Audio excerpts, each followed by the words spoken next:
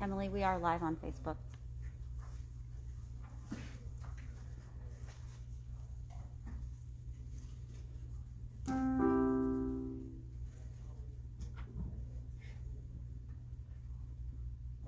Just remember to press the green button on your microphone before you speak, just to make sure they're on when you're speaking.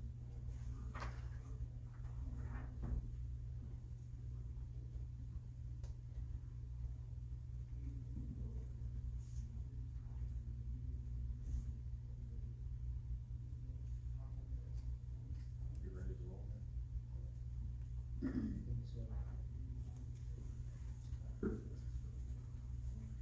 Well, good evening. Calling this meeting of the Board of Zoning and Building Appeals to order here at 6:10 p.m. on Thursday, August 20th. First item is roll call. Please call the roll. Ms. Wheeler. Ms. Barnhart? Here. Ms. Bowles? Present. Mr. First? Here. Pastor Linder? Here. Mr. Recky?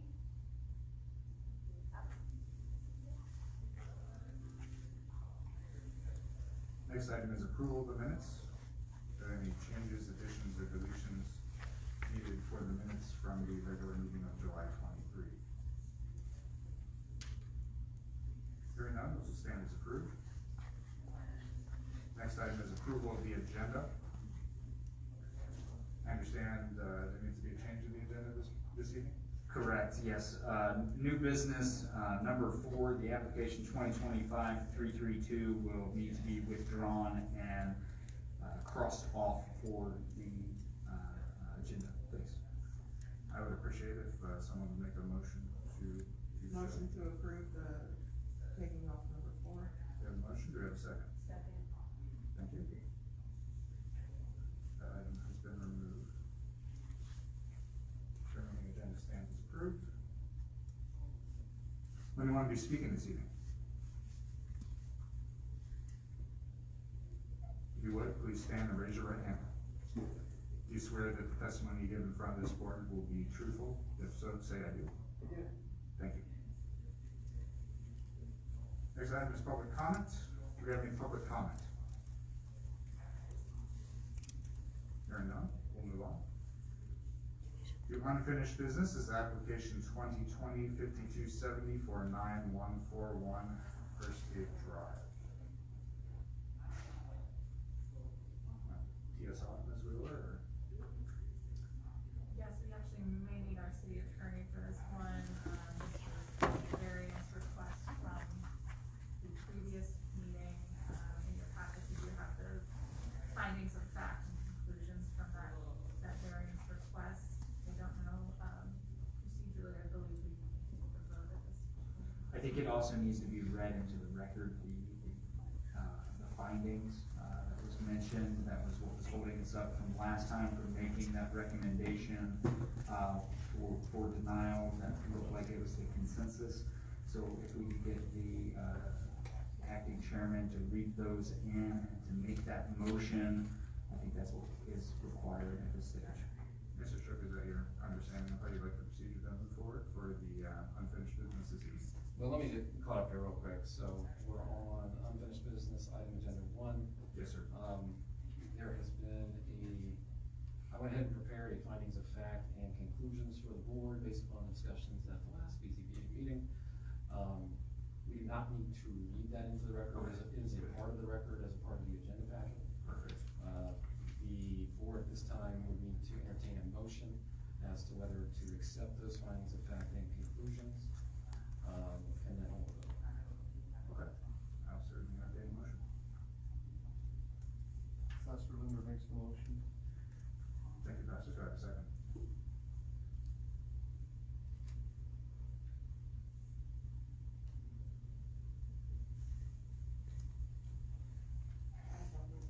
Thank you, Ms. Wolf. Ms. Wheeler, would you call the roll?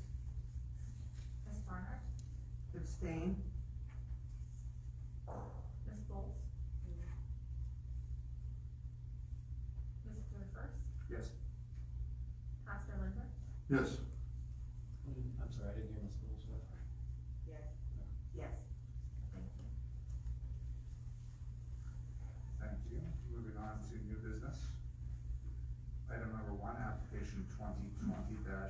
5325 for 1371 Bryce Road. Is the applicant here? Would you like to come up and give a statement?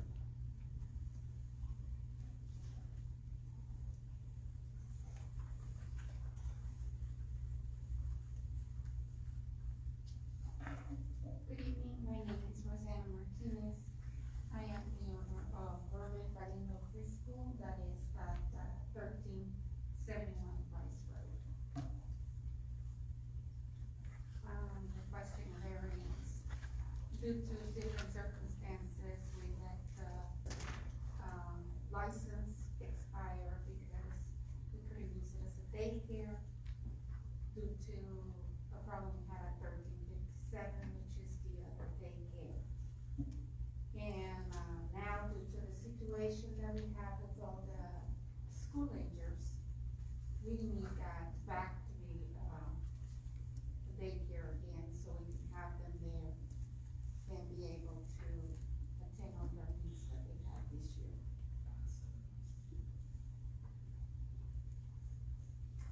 Thank you. Is there any questions for the applicant?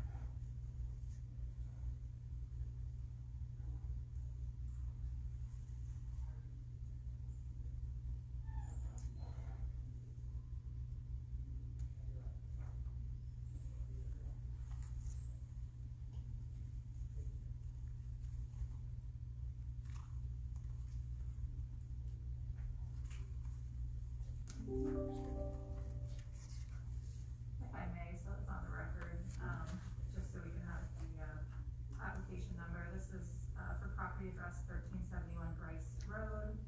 This is a non-residential, zoning variance request number 2020-5325.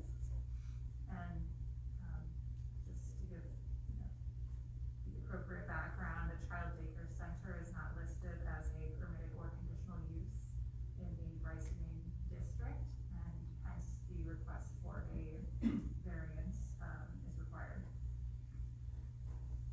And as she stated, the property was previously used as a daycare center. It has been daycare since 2012.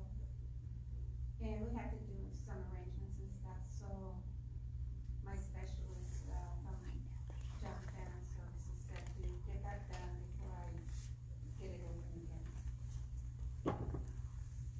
Mr. Chairman, if I may ask a few questions of the applicant. Sure. Ms. Martinez, I just have a few questions.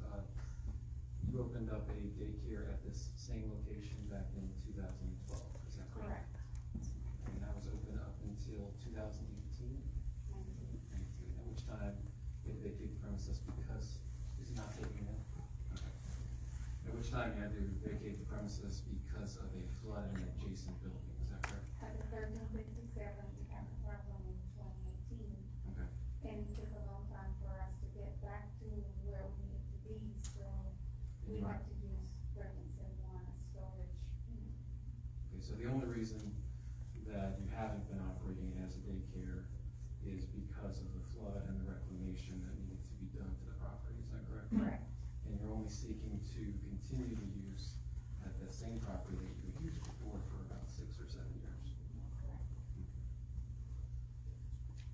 I think that's sufficient for the board to make a finding that the applicant has established a genuine hardship for a use variance at this premises. May I just ask if anybody that's speaking from the board tonight, just get really, really close to the mic so everybody can hear you just with the mask, so if we can just get really close, thank you.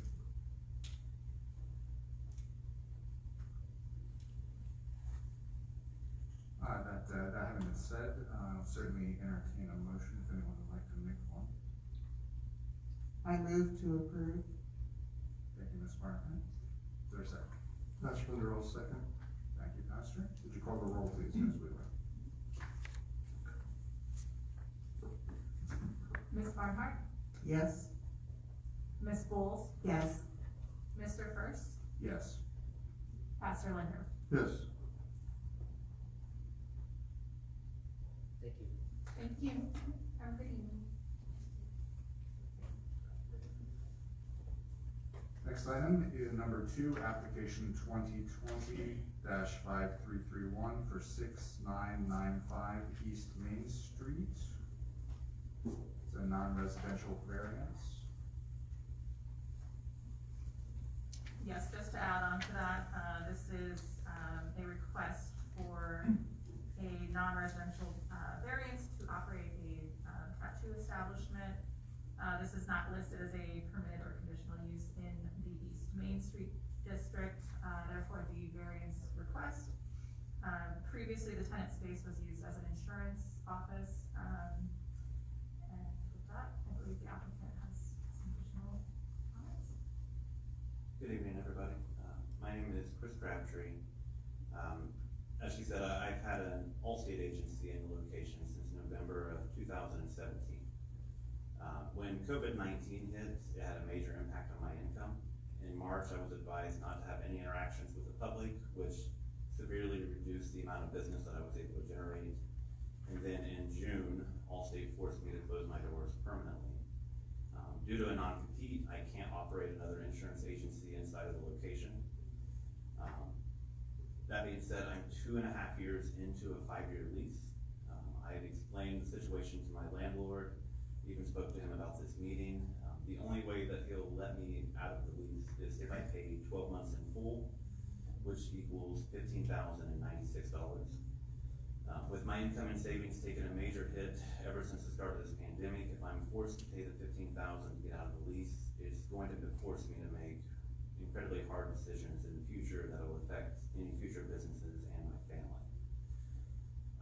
That being said, I know that tattooing is not an approved thing for the zone, but that being said, there are at least 2 salons that do microblading, which is a form of tattooing. One of them is on Bryce Road within 2 miles inside of Reynoldsburg.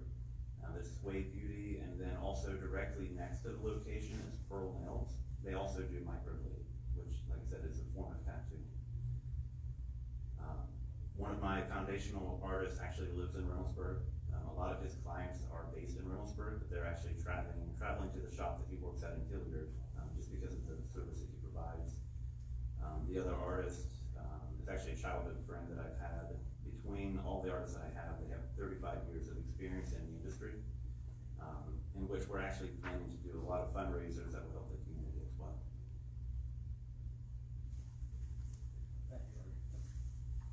Turn my comment. Thank you. Are there any questions for the applicant? If I may, or if anybody on the board has questions first. Pastor Linder, I didn't hear, how long have you been there operating the insurance agency? Since November of 2017. Okay, and was that before the nail salon came in, or The nail salon has been there for I think at least 10 years. they're operating as well right now? Yes. Thank you.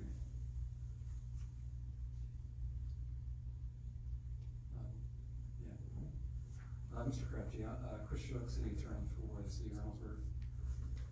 I understand that your landlord is indicating that you need to serve out the term of your lease and you can't continue to operate an insurance business at this location.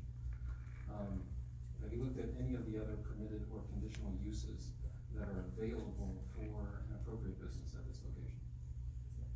I have. The only thing is, with my experience, I'm kind of limited on what I think would be a successful business. Okay. So you believe that with your experience in insurance, that the only other thing you'd be qualified to do is tattoo? Not necessarily just my experience in insurance. As far as the other businesses that could go in there, I mean, I would love to put another business in there, but the only thing that I could think of was the tattoo shop based on the experience that I've had, and also with the artists that I have that would be committed to coming in there on a daily basis. Okay, what other permitted or conditional uses did you consider or look at for this particular property? We've actually considered doing like a supply shop for the tattoo industry as far as the materials. Quite honestly, it just doesn't seem like it's as advantageous as a tattoo shop would be. Okay. You understand that our standards for variance do not depend on the economic impact necessarily to the applicant. Correct. Okay. Are you aware of the other areas of the city in which a tattoo parlor is permitted? From my understanding, it was not allowed anywhere outside of Brownsburg. It's actually did you know that it was permitted use in the innovation district? No, I was not made aware. Do you know what the innovation district is? No. But if I could, when I first was considering this, I contacted the zoning department. And the first person that I spoke with said that it was a permitted use, and that I just had to get everything on board with the health department. So I actually started that process, and once I got to a point where I was ready to actually move forward, as far as getting like the hand washing stations in place, when I reached out to get the permit, I was told that the first person that looked at the zoning looked at it incorrectly, because they were looking at it under personal and beauty, and that tattooing was not permitted, which is why I did that. Now, the owner of this property is Huntington Bank, is that right? Yes. And I assume that you're here as an agent on behalf of the owner, is that correct? No. I've spoken with the representative at Huntington that I've been working with, and they said that, if I can get it approved with the city, they're okay with me putting a tattoo shop in there, and basically just changing the usage of my lease. Okay, did they authorize you as an agent to file this application on their behalf? I'm not sure. For a variance under our code, the application has to be filed either by the owner of the property or a designated agent of the owner of the property, and the owner of this property is Huntington Bank. No, I was not authorized as an agent. I was not made aware that I needed to do that, or I would have had that communicated. Okay. It might be best at this point to ask if the applicant wants to withdraw his application, so we can go back to Huntington Bank and see if they will make him an authorized agent. And then he can resubmit his application, because if the board were to vote on it tonight with him not being an authorized agent and deny it, he would be able to apply again for another 12 months. So that would be my recommendation at this point, would just be to have the applicant withdraw the application and resubmit it as an authorized agent of Huntington Bank. Understood, Mr. Crabtree, is that something that you'd be acceptable? I mean, am I gonna have to resubmit the payment and everything else to do this again? Or, since I've already submitted it, would that be waived the second time? I think that's up to the development department, I think they could waive that. Yeah, we absolutely waive, if there hasn't been a recommendation that was made, or approval, and it's sticking with the same jurisdiction within the same year, we allow that to be a pass-through on to the next application. Okay. Then yeah, if that's what you're advising, then yes, I would withdraw and then just reapply once I have permission, so. Thank you, Mr. Crabtree. Moving on to item number 3, this is application 2020-533842364 Taylor Park Drive. This is a non-residential variance for the Chick-fil-A. Ms. Wheeler. Thank you, Mr. Chair. As you mentioned, the property at 2364 Taylor Park Drive is within the community commercial zone. This project, which is for a new approximately 5,000 square foot Chick-fil-A restaurant with a dual drive-through lane, was approved, received major site plan approval at the planning commission meeting held on August 6th. Conditional on receiving variances for some of their setbacks. So this would include their front and side yard setbacks, which are required to be 10 to 20 feet max. And they have, actually up on your screen, you see what their proposed setbacks are on the red lines there. But generally speaking, they're requesting about 80 feet from Route 256, about 45 feet from Taylor Road, and approximately 48 feet from Taylor Park Drive. There are as well some existing sanitary sewer utility and water main easements that do run along the perimeter of the property, which would make strict conformance with the zoning code somewhat challenging. That is shown in this slide here. I don't know if the applicant is, yes, and may be able to answer any questions you may have as well.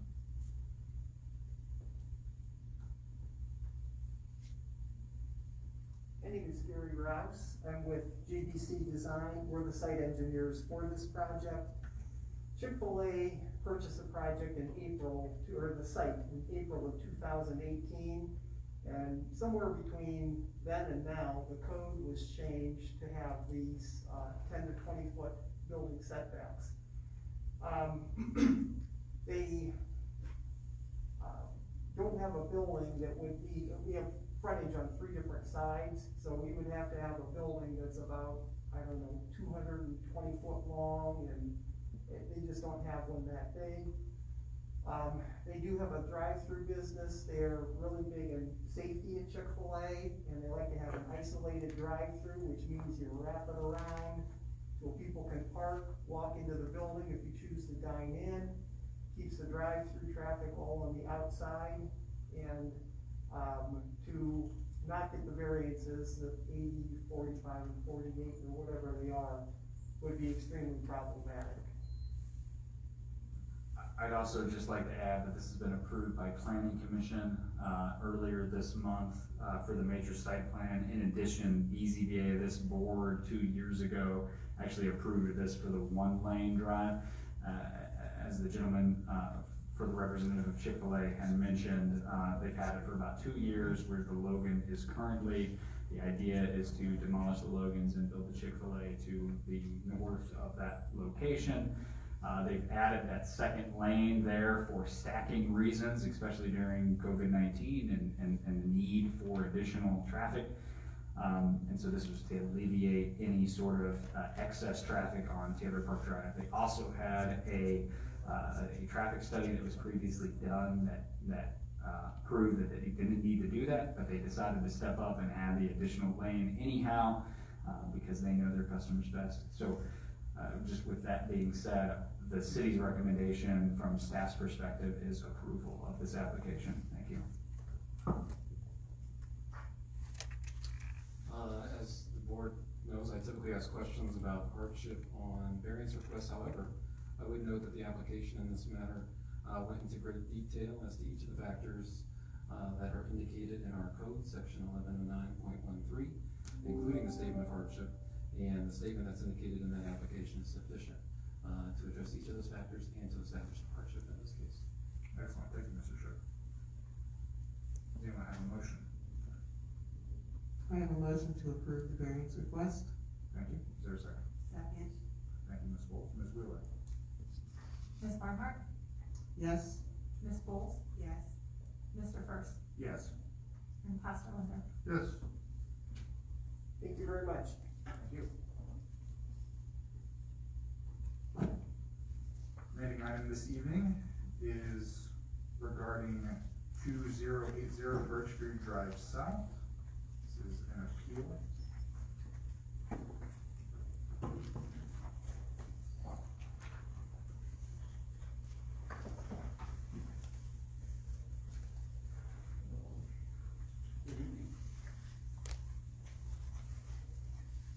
Good evening.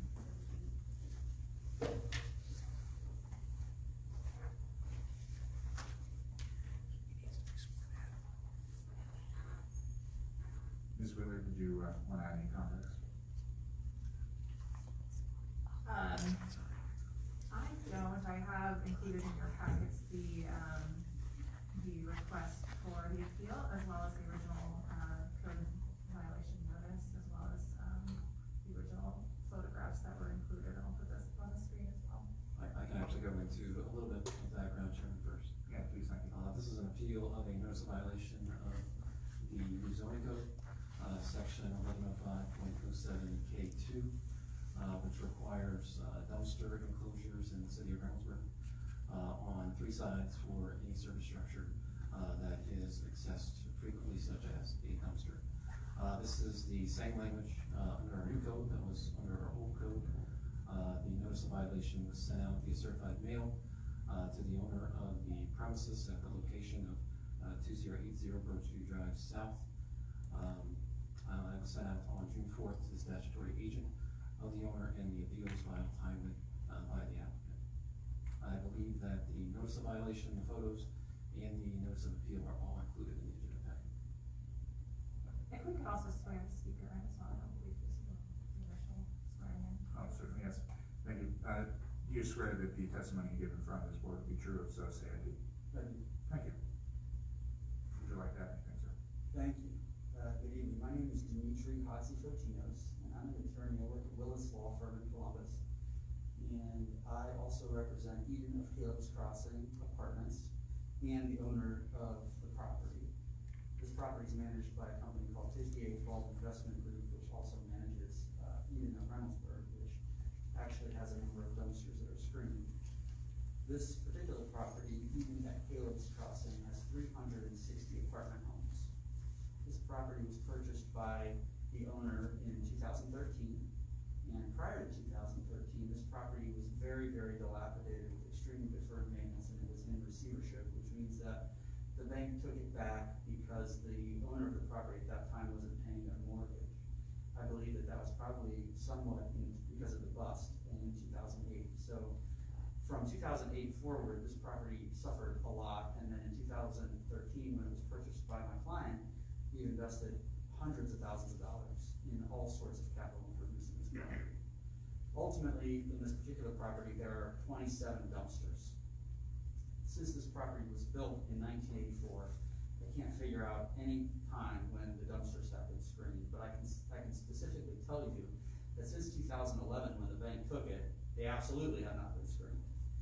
There has been a change in the company that services the dumpsters, so the dumpsters are newer because the old company left and the new company came in and they bring their own dumpsters. But your order, the order that was issued and gave my client 28 days to screen 27 dumpsters. Each dumpster costs $7,500 to screen, or thereabouts. You need to build the structure to code to be able to do that.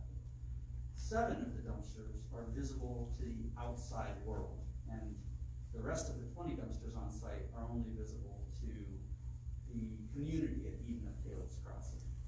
And so the general gist of why we appealed is because we believe it is within your purview to determine if the intention of your code is met by a particular code order, and in fact, that's what your code says. The old code is 1155.06, I'm sure the new code says the same thing. The purpose of the procedure here is for you as a body, as quasi-judicial, to decide whether or not the intention of the code is met when your code officer or your administration decides that they're going to issue an order requiring that 27 dumpsters, and by the way, the total cost for the screening of those 27 dumpsters is $202,500, be done in 28 days. Ultimately, I've been in contact with your city attorney, and I've made efforts to try to do what I'm asking you to do tonight, but I have not gotten that accomplished. What I'm asking you to do tonight is allow us approximately 2 months to screen the 7 dumpsters that are visible to the outside world. That will cost us $50,000, which we're happy to do.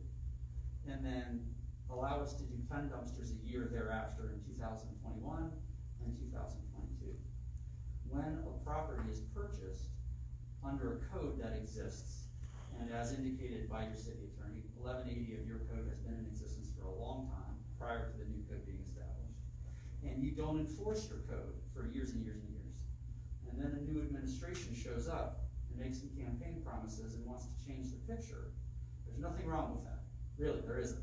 However, there are people in the city that want to make a safe place to live for your residents, and it costs money to do that. We have capital budgets. We spend thousands and thousands of dollars trying to make sure that it's a nice place to live, even in light of the deferred maintenance. I don't appreciate the interruption, but I guess that's not necessary. In any event, because I was on hold. In any event, what I will tell you tonight is that for us to not have a certain set of circumstances for more than 10 years, for sure, and probably 30 years, in a code that exists, and then for the city to come to us and say you have 28 days to have to spend $202,000 that you had no idea that you were going to have to spend, or we're going to violate you, and by the way, your code says that we have to pay $250 a day per violation times 27 if we don't comply, it's just patently unfair. In addition, it does not meet, in my opinion, the intention of your code, because if you don't enforce something forever, whether that's a contract or a rule in the city, and then you switch to enforcing it, that's fine. That makes your city better. There's nothing wrong with that. But if a problem's existed for 30 years, clearly it's not an imminent problem. And you're now telling me that I have to imminently fix it under penalty of spending a whole bunch of money. That money that we're spending, that $202,000, if not done over time, does a number of things for us, which is a hardship on our tenants. So number one, we have a capital expenditure that we have every year based on our income. So whatever we're doing this year in that capital expenditure isn't gonna get done to some extent if we have to do this. Or we have to raise the rent in order to be able to spend $202,000 in 28 days. If we raise the rent, and since our property is extremely disproportionately occupied by minorities and individuals who are a protected class under the Ohio Fair Housing Act and the Federal Fair Housing Act, the city is then subject to suit for discrimination, because the policy of the city, this non-discriminatory policy, which is to try to get these dumpsters screened, is arbitrary, because they've given us 28 days to spend $202,000. And it has a disproportionate impact on minorities at this apartment complex, whose rent would have to go up, and we can prove it, if we're gonna spend $202,000 in 28 days. So, a better idea for everyone is not to have to go to court and litigate that issue, because that's the last thing this apartment owner wants to do. They would much rather be able to do something commercially reasonable and screen the 7 dumpsters that are visible to the outside. So to the extent that your code requires you to determine what the impact is on the community, we can say in this venue tonight that we're addressing that. We've got a couple months, we will get these 7 dumpsters, we'll pay $50,000, and we'll get that done.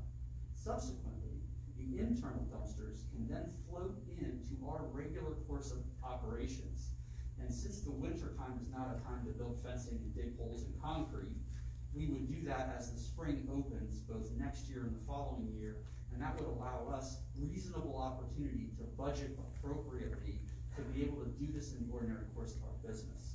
Now, in addition to all of that, we've brought for you, and by the way, I live in Grandview, my wife's on city council in Grandview, so I drove from the west side of Columbus, and on my way in, I noticed that there were 7 dumpsters on Main Street. Without driving off the street, I literally just drove in and went like this, and there were 7 dumpsters that were not screened. Most of those dumpsters are from properties that are older in age. The newer stuff, like the Wendy's that's been remodeled and stuff like that, there's a screen, the CVS is screened, but a lot of the older properties don't have screened dumpsters. So one of the other arguments that we have is, hey, you're calling us out to screen with 27 screened dumpsters at a cost of $200,000, and when I drive down the street, there were 7 that I saw, but these are all pictures for the record of unscreened dumpsters, and I would like to submit these all as an exhibit after I show them to you. I think there's more than 20 here. So one of the other problems that your city attorney and your administration have is that they're arbitrarily enforcing this to our economic detriment, while all these other dumpsters exist that are unscreened.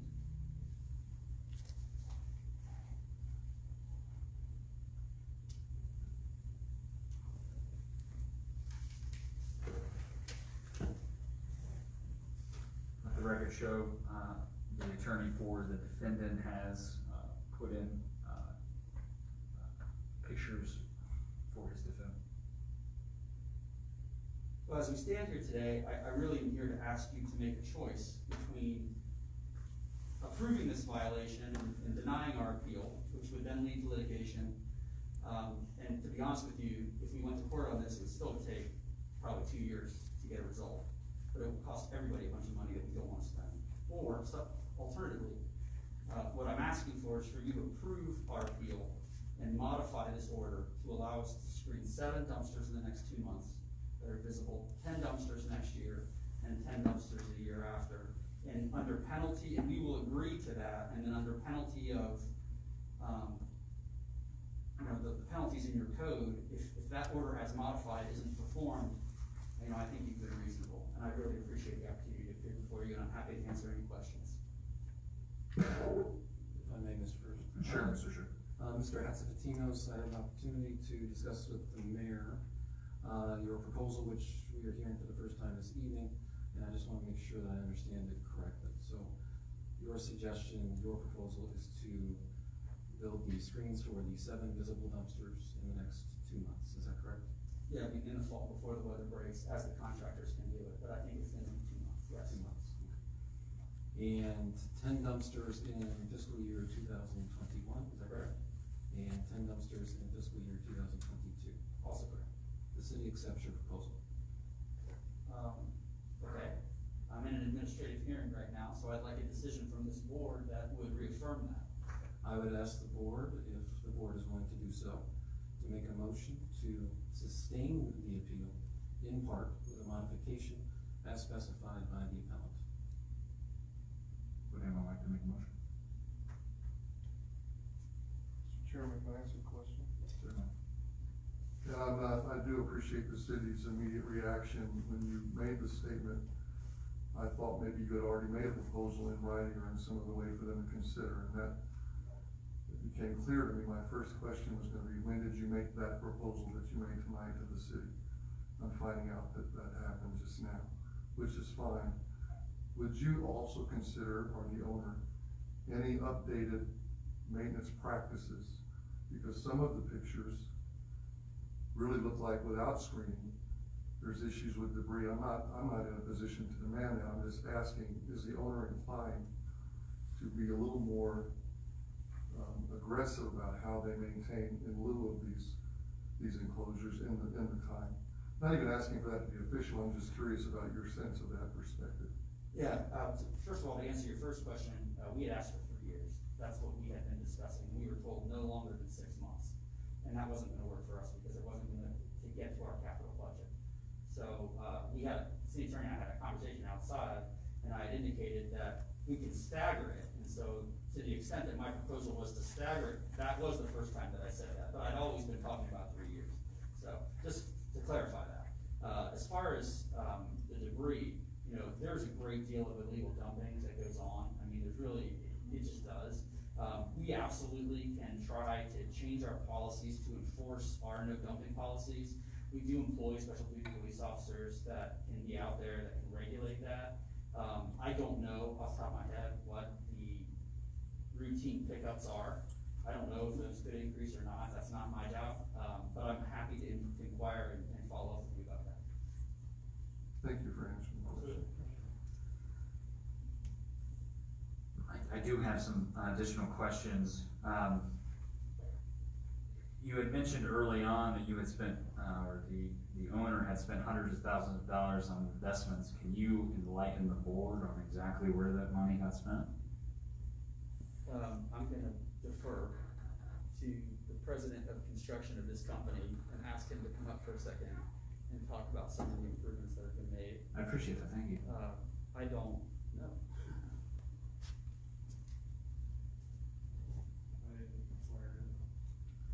Yes, do you affirm that the testimony you give in front of this board this evening is truthful? If so, say I do. I do. Thank you. Would you please state your name for the record, please? My name is Jeff Porter. So when we first took over the property, it was dilapidated. Trim, exterior trim, siding, paint, stucco. Little closer. Yeah. Exterior siding, trim, stucco, fences. Each unit has patio fences. They were dilapidated and missing. So we went through, replaced window trim, patched stucco, painted the exterior, fixed any of the vinyl siding. Unit turns, upgrades, as people move in and out, we use better quality products as far as carpets, painting and updating and taking care of basic maintenance. I don't remember the gentleman's name who was in charge of the building department at the time we purchased the property, but there were, I believe, 58 code violations. We walked the property with him and his team, as well as the fire department, unit by unit, and cleared everything out to make sure everybody was working together in the community to bring everything back up to speed. I believe when we acquired the property, it was 58% occupied, and it's now 97% occupied. We've chip covered parking lots, restriped them, brought in new dumpsters. So it's been pretty extensive. Can I ask, you had mentioned a capital improvement budget, and most businesses such as yours have those.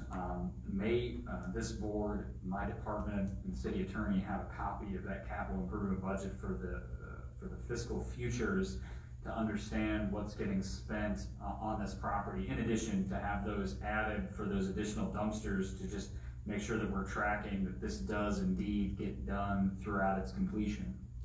Short answer to that is my answer, which is no, you may not. We're not gonna share our internal budgets with you. We're not interested in being regulated in that way. We will absolutely agree to do the dumpsters the way that the dumpsters need to be done.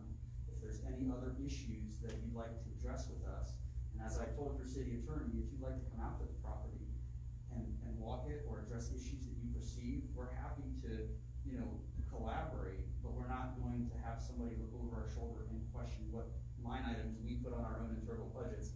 There's a right to property by the Constitution of the United States. Director Boucher, he's correct. We can't make that ask.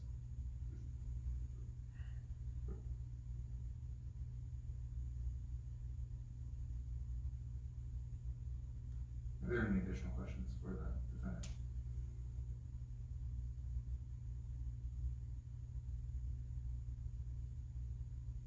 Given the defendant's request that we make a motion in our official capacity, would anyone like to make one this evening?